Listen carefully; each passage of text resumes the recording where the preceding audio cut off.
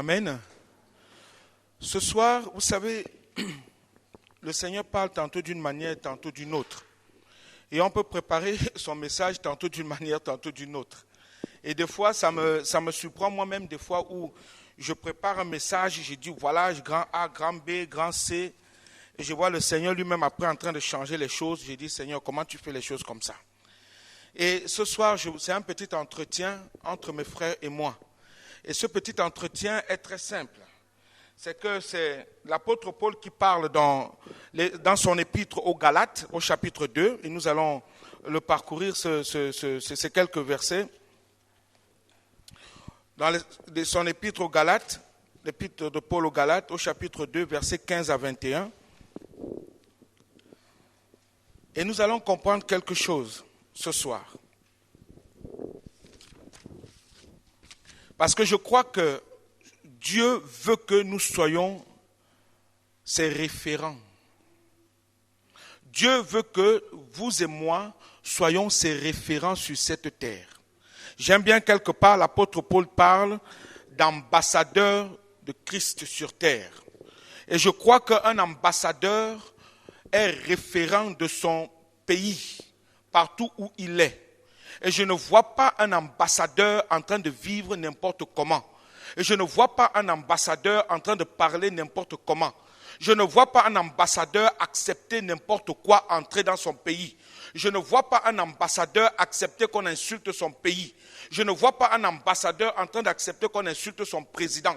Je ne vois pas un ambassadeur en train lui-même de faire n'importe quoi pour son pays. Je vois un ambassadeur protéger son pays. Je vois un ambassadeur qui fait quoi? Qui élève son pays afin que les autres puissent voir combien son pays est grand. Et je vois aussi un ambassadeur en train de vivre aussi selon comment son pays est. Il représente ce que son pays est partout où il va. Et je crois que c'est ainsi que Dieu veut que nous soyons pour lui. Alléluia. Et c'est pourquoi j'ai parlé de référence. Nous sommes les référents de Dieu sur terre. C'est-à-dire, partout où nous pouvons être, on doit voir Dieu dans notre vie. Et dans Galates chapitre 2, à partir du verset 15, voici ce qui est écrit. Nous, on peut même prendre à partir du verset 11, si vous voulez. C'est l'apôtre Paul qui arrive avec d'autres apôtres. Il y a Céphas, c'est-à-dire Pierre, l'apôtre Pierre au milieu d'eux. Et il y a une petite embrouille entre lui et Pierre. C'est-à-dire, Pierre ne veut pas suivre exactement comment Dieu dit. C'est-à-dire, il est un peu hypocrite sur les bords. Parce que quand il est avec les païens et qu'il voit les juifs, il fuit les juifs, il laisse les païens tout seuls. Et à un moment donné, Paul le reprend en lui disant, mais comment tu peux faire que il y a les païens d'un côté, quand les juifs arrivent, tu quittes les païens pour aller rester avec les païens et tu ne veux plus aller avec les païens, tu restes avec les juifs. Et tu ne veux plus aller avec les païens. Et quand les juifs partent, tu reviens voir les païens. C'est quoi cette histoire-là? Ou tu es pour Jésus-Christ ou tu ne l'es pas. Il faut choisir. Et là, il y a eu un petit problème. On ne peut même pas appeler ça problème parce que Paul le reprend et je sais que l'apôtre Pierre a dû remettre les choses en ordre dans sa propre vie. Amen. Mais à partir du verset 15, il est dit, nous sommes juifs de naissance et non pécheurs d'entre les païens. Néanmoins, sachant que ce n'est pas par les œuvres de la loi que l'homme est justifié, mais par la foi en Jésus-Christ. Nous aussi, nous avons cru en Jésus-Christ afin d'être justifiés par la foi en Christ. Alléluia. Et non par les œuvres de la loi. Il commence à montrer à Pierre que, Pierre, c'est pas parce que tu es juif, quand bien même tu es juif, quand bien même la loi est venue par les juifs, ce n'est pas ainsi. Ce n'est pas comme ça. Il y a quelque chose que Dieu est en train de nous montrer ici, c'est la règle de la foi. C'est la règle de la foi. Et je crois que tous, nous sommes justifiés en Jésus-Christ par quoi? Mon juste vivra par la foi. Donc, parce que nulle chair ne sera justifiée par les œuvres de la loi. La réponse est là. Nulle chair ne sera justifiée par les œuvres de la loi. Mais tandis que nous cherchons à être justifiés par Christ. Moi, je vais être justifié par Christ. Et je sais que toi aussi, tu veux être justifié par Christ. Si nous étions aussi nous-mêmes trouvés pécheurs, Christ serait-il un ministre du péché? Loin de là. Car si je rebâtis les choses que j'ai détruites, je me constitue moi-même un transgresseur, car c'est par la loi que je suis mort à la loi, afin de vivre pour Dieu. J'ai été crucifié avec Christ. Et si je vis, alléluia, et si je vis, ce n'est plus moi qui vis, c'est Christ qui vit en moi. Si je vis maintenant dans la chair, je vis dans la foi au Fils de Dieu. Pour moi, je ne rejette pas la grâce de Dieu, car si la justice s'obtient par la loi, Christ est donc mort en vain. Amen. Et mon titre ce soir, c'est « Ce n'est plus moi qui vis ». Ce n'est plus moi qui vis. Donc j'ai parlé d'un dialogue entre nous ce soir. Le dialogue, c'est « Ce n'est plus moi qui vis ». Ce n'est plus moi qui vis. Alors, si ce n'est plus moi qui vis, qui c'est qui vit en moi? Et si c'est un autre qui vit en moi, ça veut dire que ce que l'autre est, je dois l'être. Je le suis. Amen. Si ce n'est plus moi qui vis, c'est l'apôtre Paul répond ici à Pierre. Il répond à Pierre. Ce n'est plus moi qui vis, mais c'est Jésus-Christ, le Christ Jésus qui vit en moi. Donc ça veut dire que ce que mon Seigneur Jésus-Christ est, je le suis. Alors la première question c'est, comment est mon Seigneur Jésus-Christ et comment est-ce que moi je suis par rapport à Christ?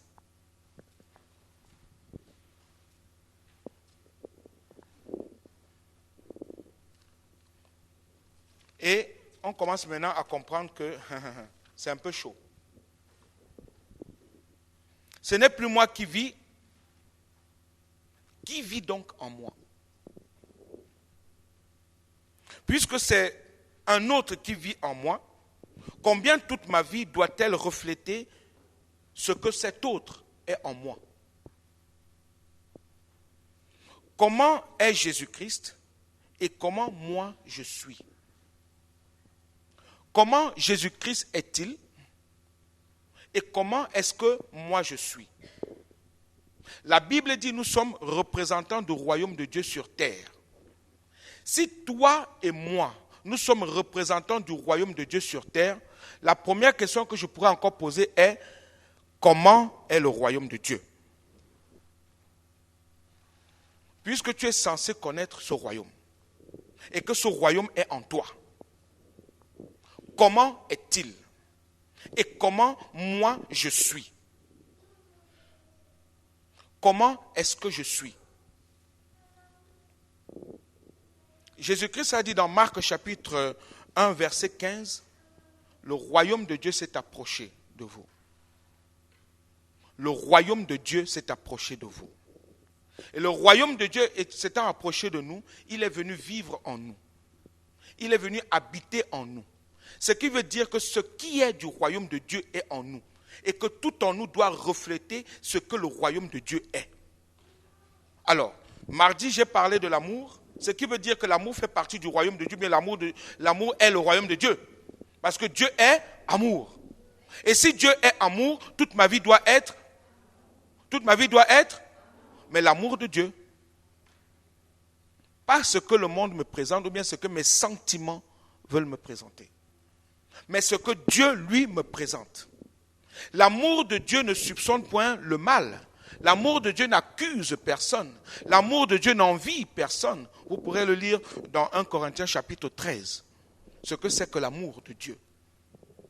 Et là, on commence à comprendre que si ce n'est pas moi qui vis, et que c'est Jésus-Christ qui vit en moi, et que déjà, je commence à fausser ce que Dieu lui-même est, c'est-à-dire amour, cette essence que Dieu est amour, c'est grave.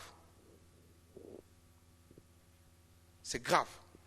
Si je n'arrive pas déjà à aimer comme Dieu lui me demande d'aimer, ça veut dire quelque part, ce n'est plus moi qui vis, c'est Christ qui vit en moi, commence à être faussé.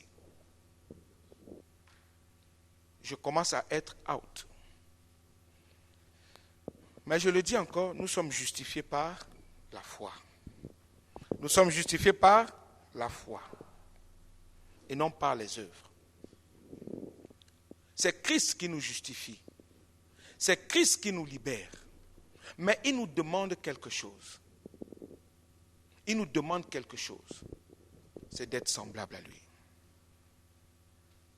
C'est d'être semblable à lui.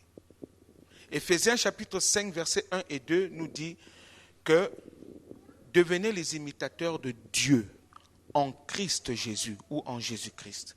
Devenir les imitateurs de Dieu à l'exemple de Christ qui s'est donné. Christ est mort pour nous. Et Jésus-Christ dit, je vous laisse un nouveau commandement. Jean chapitre 15, verset 17. Aimez-vous les uns les autres comme moi, je vous ai aimés.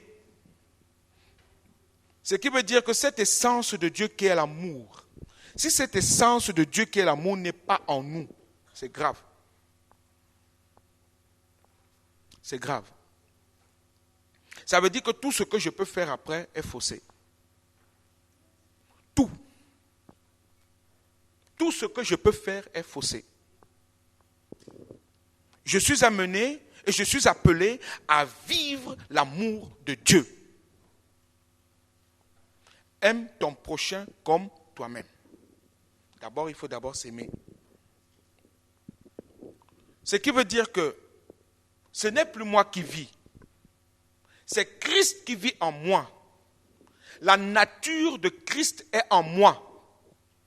Christ est amour, paix, joie, bonté, bénignité, douceur, tempérance, maîtrise de soi, fidèle, tout ce qu'on veut. Christ est ça, il est tout puissant, il est Dieu, il est roi, il est grand, il est tout ce qu'on veut. Il est tout ça. Et tout ce gros pack-là est en nous. Tout ce pack-là est en nous. Il est en toi. Mais seulement, ne fausse pas le départ. Il y a un début. Ne fausse pas le départ. Si le départ est faux, c'est grave. Vous voulez mieux le comprendre? On va lire 1 Corinthiens 13. Vous allez comprendre.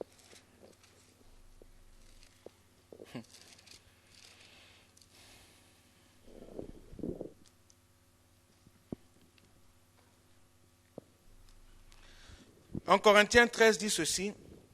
Quand je parlerai, verset 1, quand je parlerai les langues des hommes et des anges, tout ce qu'on veut, hein, cocola au lait, cocola, tout ce que vous voulez, tout ça, quand je parlerai même ça, ça ne me sert à rien. À rien. Si je n'ai pas quoi? L'amour. Si je n'ai pas l'amour, cela ne me sert à rien. Si il continue en disant, je suis un airain qui résonne ou une cymbale qui retentit. Et quand j'aurai même quoi, le don de prophétie, ainsi parle l'Éternel, Dieu des armées.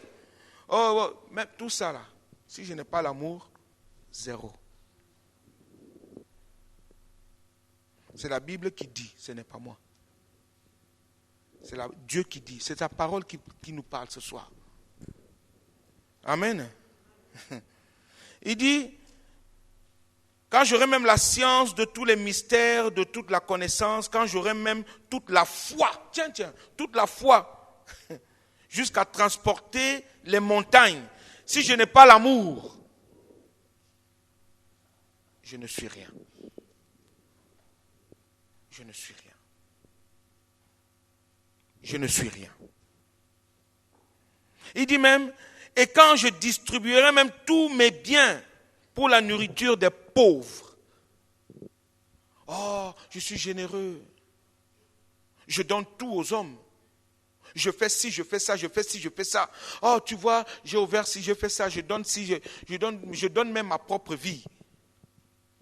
S'il y a toujours de l'amertume, de la haine, des querelles, des disputes, des jalousies dans mon cœur, cela ne me sert à rien. À rien. Il dit, même si je livre même mon corps pour être brûlé, si je n'ai pas l'amour, cela ne me sert de rien. Parce que l'amour est, nous connaissons la suite. Amen. Alors, ce n'est plus moi qui vis. C'est Christ qui vit en moi. Et je crois que ce commandement de Jésus-Christ, c'est un commandement. Aimez-vous les uns les autres. Dieu dit, je vous donne un commandement. Je vous le commande. C'est-à-dire, c'est une obligation. On doit le faire. Je dois aimer. Amen. Amen. Alors, si c'est Christ qui vit en moi, où sont donc les œuvres de Christ dans ma vie? Où sont les œuvres de Christ? La Bible dit, si quelqu'un est en Christ, il est une nouvelle créature. 1 Corinthiens chapitre 5, verset 17. Si quelqu'un est en Christ, il est une nouvelle créature. Je suis allé regarder un peu dans le livre dans la TOB, traduction œcuménique biblique, il est écrit, si quelqu'un est en Christ, il est une nouvelle créature, le monde ancien est passé. Le monde ancien est passé. Voici qu'une réalité nouvelle est là. Le monde ancien, c'est-à-dire tout ce qu'il y avait avant là, n'est plus. Mais il y a une autre réalité qui est venue prendre place, racine. Alléluia. Et j'ai dit, je vais essayer je voudrais que ce soir, en sortant d'ici, nous comprenions un peu cela. Ce que c'est que tout ça, ça parle de la nouvelle naissance. L'apôtre Paul s'appelait Saul de Tarse. Il était persécuteur de l'Église, et nous le connaissons tous. Il persécutait l'Église. Il tuait les chrétiens. Mais un jour, Actes chapitre 9, il a rencontré celui qui est la vie, celui qui est le chemin, la vérité et la vie, Jésus-Christ, qu'il persécutait. Ce jour-là, la vie de Paul a changé. Il ne s'appelait plus Saul, il s'appelait Paul. Il a dit, je ne suis plus Saul, parce que le nom Saul là que j'étais ne peut plus résister, ne peut plus rester. Il faut qu'il change. Et là, je comprends ce verset de 1 Corinthiens 5, quand il dit, le monde ancien est passé. Il dit, ce que j'étais ne peut plus être. Mais il y a une autre réalité qui est là, que je vis tous les jours, qui a pris place à mon ancienne vie ou bien à mon ancien monde. Et cette réalité-là, c'est que je ne suis plus le même. Je suis une nouvelle créature ou une nouvelle création. Ce que je vivais avant, je ne peux plus l'être. La réalité nouvelle est là.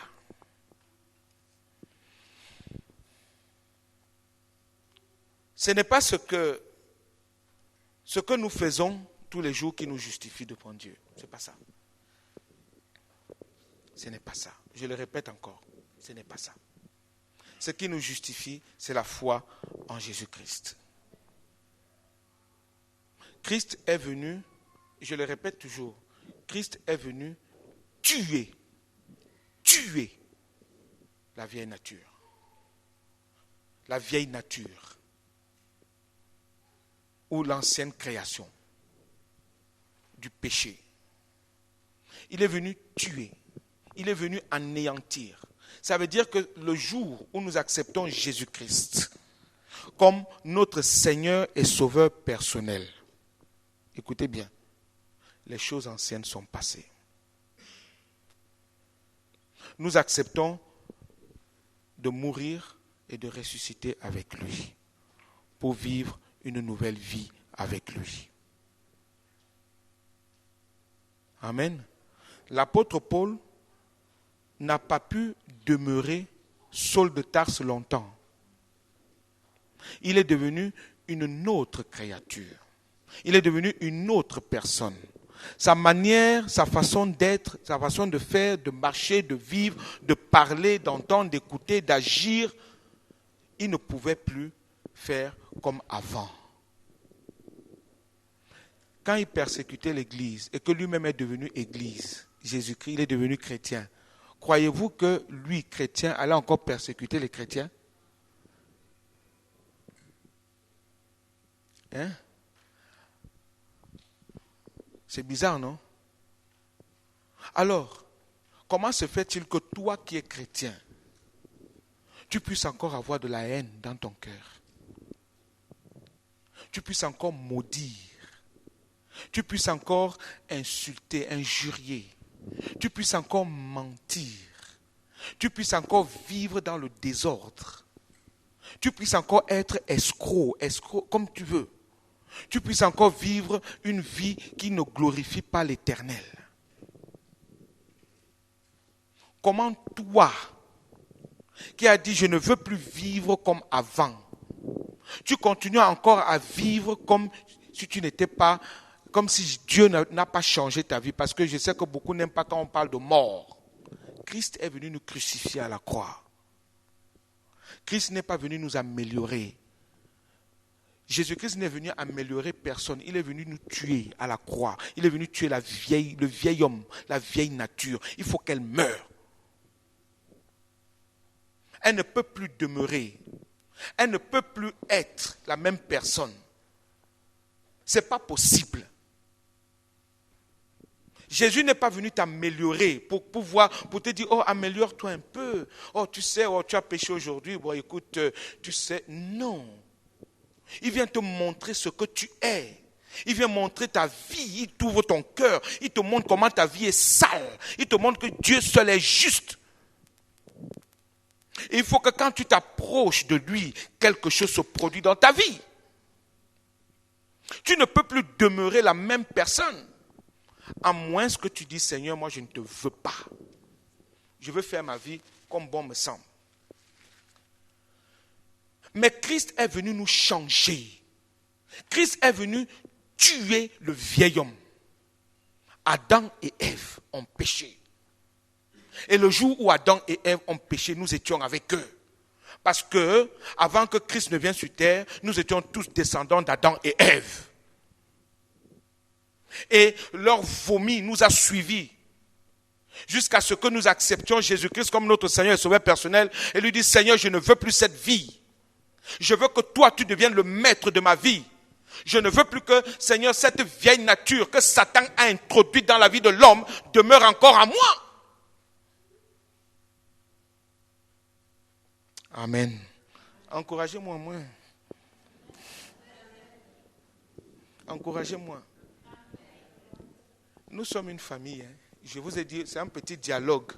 C'est pour qu'on réfléchisse un peu, que nous comprenions un peu là où Dieu veut ce que nous soyons. Je vous assure, si Jésus-Christ revenait aujourd'hui, ici, là, maintenant, c'est les petits-enfants, c'est peut-être qui vont partir. Ce sont les enfants là qui vont partir. Ah, moi, je vais partir. Moi, je vais partir. Je ne viendrai jamais vous dire ce que Dieu ne me fait pas vivre. Jamais. Je le répète toujours ici. Jamais. Dieu a besoin des hommes qui puissent dire, ce n'est plus moi qui vis. Alléluia. La dernière fois, je vous disais, comment se fait-il que même les démons s'assoient avec vous? Ils mangent avec toi là. Le démon est là, tu es content avec lui. Ah, vous vous amourachez. Ah. Il y a un pasteur qui m'a donné un témoignage dimanche dernier. Il dit, il sortait de prière en Côte d'Ivoire. Il sortait de prière. Et vous savez, il y a souvent des démons qui se transforment, qui prennent des formes humaines. On ne sait pas comment. Et il voit une belle femme, mais une très belle femme. Il sortait de prière, de réunion de prière. Il était avec des frères et des sœurs. Écoutez-moi bien. Il dit, Il me regarde comme s'il dit, Pasteur Blaise, ce que je te dis là est vrai. Je sortais de prière, cette femme, c'est-à-dire, elle te regarde, tu es obligé de dire, elle était devant moi, je la regarde de haut, quand j'arrive en bas, jusqu'au milieu ici, terrible en bas. C'était autre chose.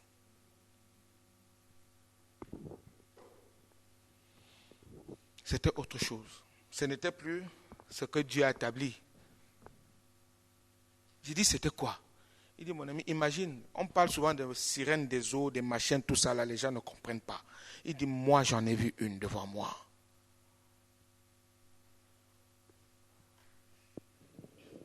Et cette chose-là était dans l'église de Jésus-Christ.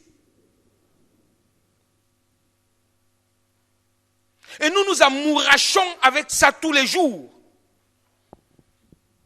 On oublie que Dieu nous a donné lui-même. Le Saint-Esprit est là. Le Saint-Esprit est là. Le Saint-Esprit est là. Il est en nous tous les jours, il est en toi. Pourquoi? Parce que nous-mêmes, nous donnons le pouvoir à Satan dans nos vies.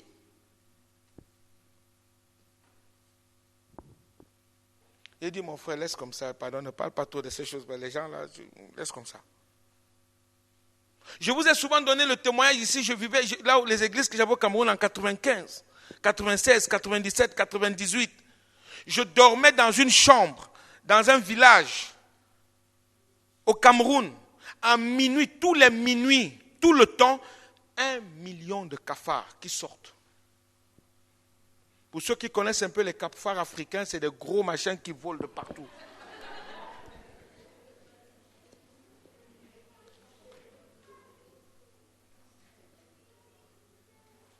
Seigneur, je fais comment?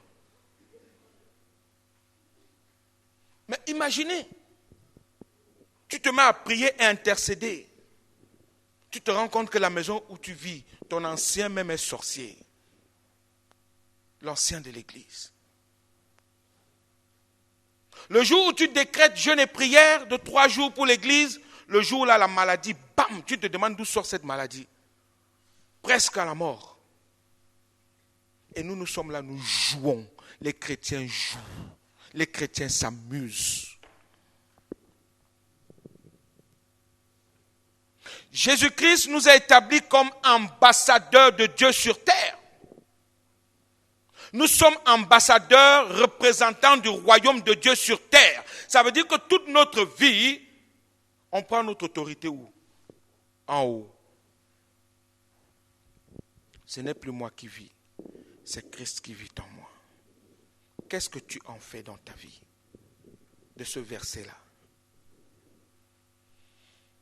Si c'est Christ qui vit en toi, où sont Christ? Où sont les œuvres?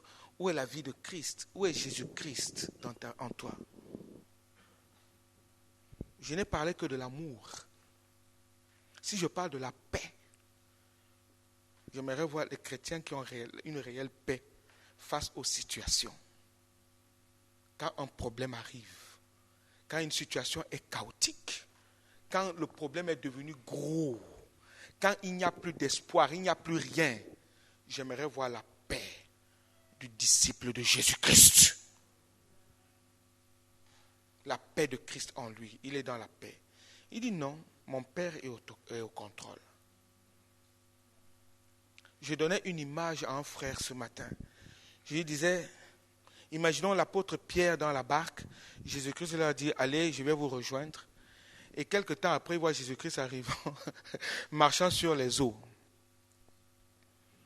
Déjà, premièrement, panique générale. Fantôme, fantôme, fantôme, fantôme.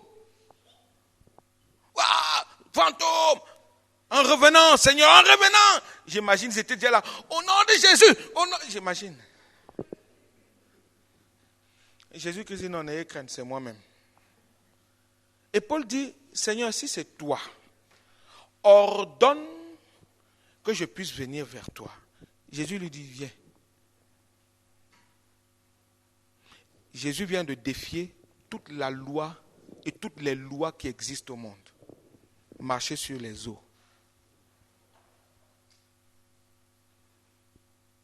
Nous, en tant qu'êtres humains, nous allons commencer à réfléchir. Oh Seigneur, sur l'eau, toi aussi. Jésus te dit, moi je suis en train de marcher sur les eaux. Viens.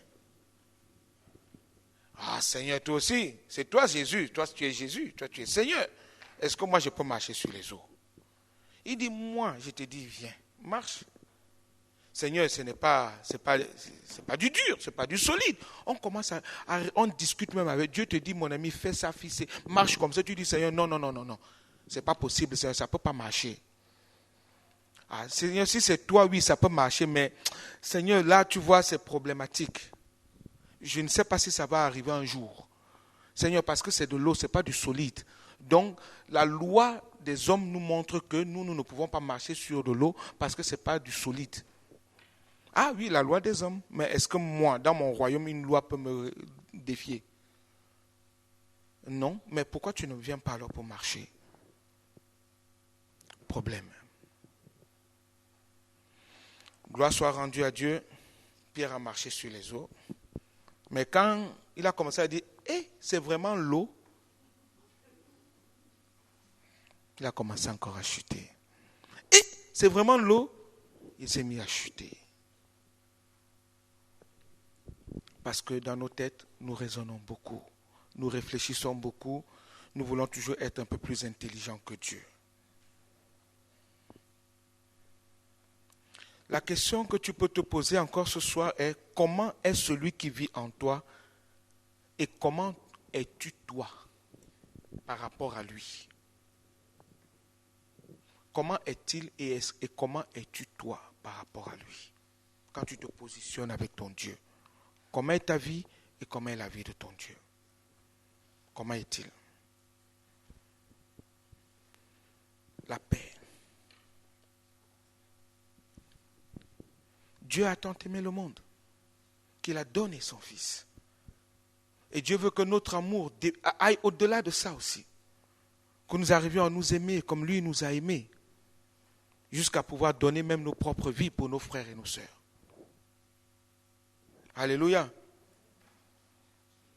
Quand nous regardons tous ces récits-là de Jean, de Genèse 3 qui nous parlent de la chute de l'homme et de Jean 3 qui nous parlent de la réparation de cette chute, on se rend compte qu'il faut impérativement un changement dans tous les domaines de notre vie. Il faut un changement radical. Il faut une nouvelle naissance. Et cela qui vit en toi. Si ce n'est plus toi qui vis, comment se fait-il que ta vie est toujours un peu chaotique? Toujours en train... Moi, je parle de ce que tu es. Je ne te parle pas parce que tu vas mentir demain, ou parce que tu vas aller voler demain, ou parce que tu vas commettre un petit... Non, ce n'est pas ça.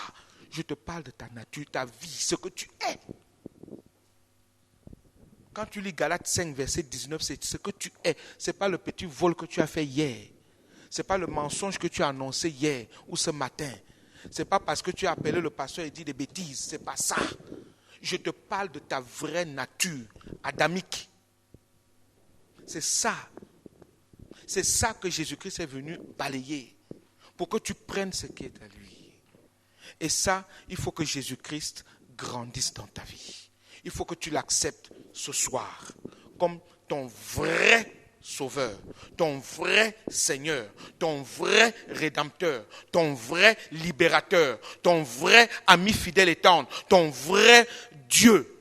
Il faut que tu acceptes Jésus-Christ, que tu reconnaisses qui il est pour toi, qu'il est toute ta vie et que lui, il vienne prendre place ce soir. Et que tu dis, Seigneur, je ne veux plus, oh Dieu, je n'en veux plus de cette vie. C'est ton désir ce soir? C'est ton désir ce soir? Alléluia. Alléluia. Ce n'est plus moi qui vis.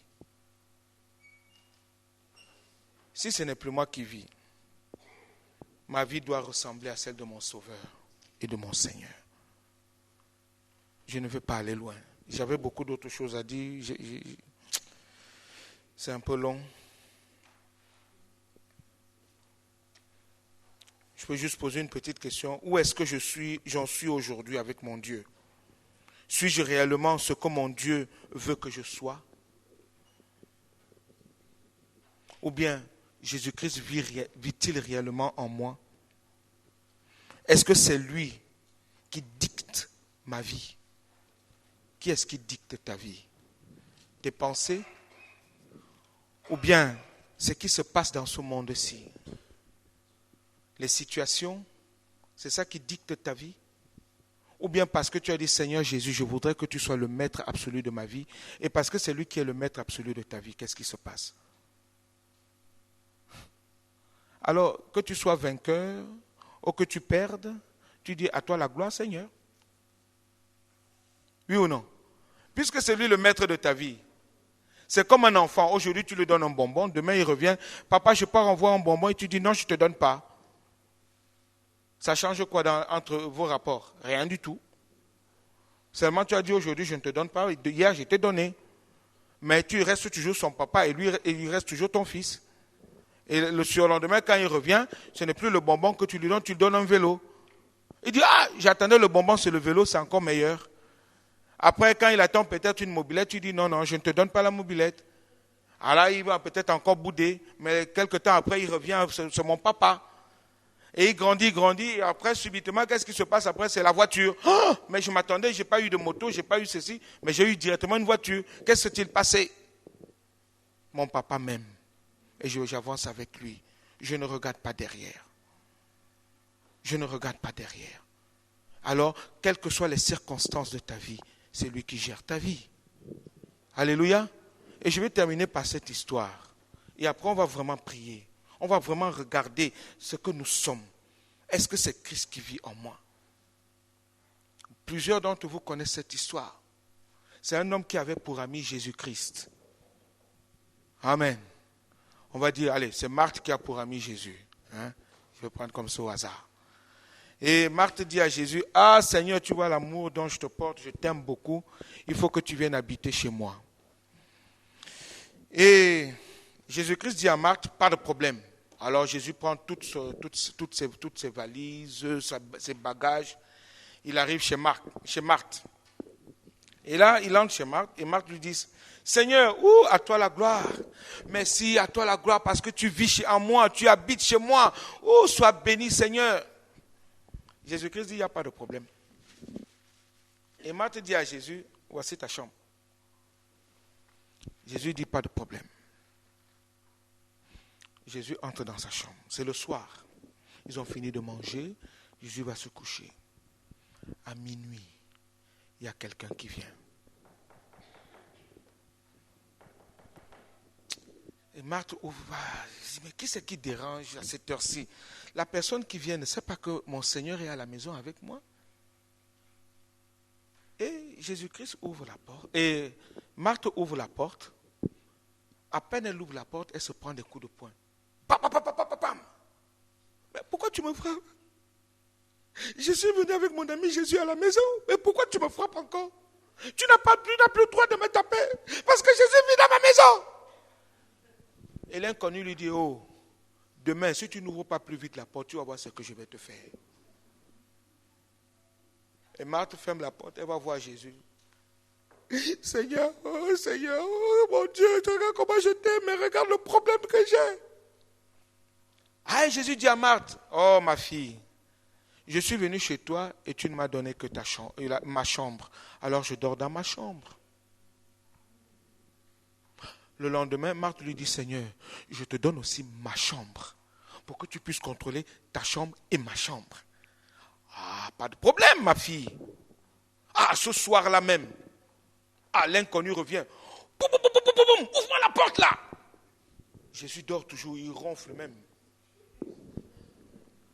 Ah, Marthe va ouvrir la porte. À peine elle ouvre la porte, cette fois-ci, ce sont les dents qui tombent. Le pied presque cassé. Elle va voir Jésus. Jésus. Oh, shakaraba, shakaraba, Coca-Cola, Coca-Cola. On peut en rire, écoutez bien. Oh, shakarababa, le mielé, macondo. Tout ce que vous connaissez. Jésus-Christ dit à Marthe, ah ma fille, tu m'as donné ma chambre et ta chambre. Comment voudrais-tu que je puisse faire? Et rebelote. Finalement, elle lui donne le salon, elle lui donne la cuisine, elle lui donne la salle, elle lui donne tout. Finalement, elle en avait marre, c'est-à-dire quand elle n'en pouvait plus, l'œil était déjà comme ça, la bouche était déjà comme ça, les dents ont sauté, l'oreille était enflée, le pied, le genou était tordu, elle n'en pouvait plus, la main était bandée. C'est là qu'elle dit, bon Seigneur, pardon, j'ai compris la leçon, voici les clés de ma maison, toi-même gère s'il te plaît Seigneur. Le soir là, l'ennemi revient, cette fois-ci tellement énervé. Il frappe à la porte veut même se casser. Et Marthe est là derrière Jésus. Et cette fois-ci, il va nous tuer. Seigneur, je n'en peux plus. Le problème là est plus fort que moi, Seigneur. Cette fois-ci, je suis fichu, tu as vu. Seigneur, Seigneur mon Dieu, c'est l'EDF, Seigneur mon Dieu, c'est la SNCF qui envoie parce que je n'ai pas payé dernièrement. C'est la maison, Seigneur. Oh, c'est machin. Oh, c'est ceci. Seigneur, oh, regarde même les factures de machin. Seigneur, je n'en peux plus. Oh, je n'en peux plus, c'est foutu. Jésus regarde Marthe, il dit, Marthe, est-ce que tu ne m'as pas donné le contrôle de ta maison? Si Seigneur, mais vraiment je ne sais plus comment faire. Mais tu m'as donné le contrôle de chez toi. Oui.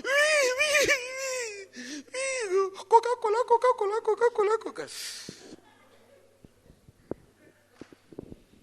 Jésus-Christ ouvre tranquillement la porte. À peine il ouvre la porte, l'inconnu veut frapper, il s'arrête. Il regarde Jésus. Il dit, excusez-moi monsieur, je me suis trompé de maison. Alléluia. Est-ce qu'on peut se lever s'il vous plaît? Est-ce qu'on peut se lever ce soir? Est-ce qu'on peut se lever et reconnaître ce grand Dieu dans notre vie? Est-ce que tu peux lui dire, Seigneur, c'est vrai, je veux te donner ma vie ce soir. Comme Seigneur mon Dieu, Marthe a donné, Seigneur. Seigneur, elle a tout donné. Elle a dit, je te donne les clés pour que ce ne soit plus moi qui vive, mais que toi tu vives en moi. Ce n'est plus moi qui vis. C'est Christ qui vit, parce que c'est lui qui a la direction de ma vie. Alléluia. Alors ce soir, vous savez, je veux juste lancer l'appel en disant ceci. Si quelqu'un veut avancer avec Jésus, si quelqu'un comprend que non, je n'ai pas encore réellement donné tout à Jésus-Christ et je veux, ce soir, je veux donner les clés de ma maison. Avance ce soir ici, nous allons prier pour toi. On n'avance pas devant Blaise ou devant le pasteur Léandre, mais on avance devant Jésus-Christ parce qu'on le reconnaît comme notre Seigneur et Sauveur personnel. Alors ce soir, tu veux faire un grand pas avec ton Dieu. Ce soir, tu veux dire, Seigneur, j'en ai marre de vivre comme j'étais avant. J'en ai marre de toujours être comme j'étais avant. Et ce soir, je viens de comprendre, Seigneur, que ma vie doit être une autre vie. Selon, Seigneur, une vie, mon Dieu, construite par toi, bâtie par toi, fondée par toi, établie par toi. Et je voudrais, Seigneur, réellement être une véritable nouvelle création en toi. Et je voudrais que toi tu vives en moi. Alors ce soir, je t'invite à avancer. Nous allons prier ensemble. Alléluia.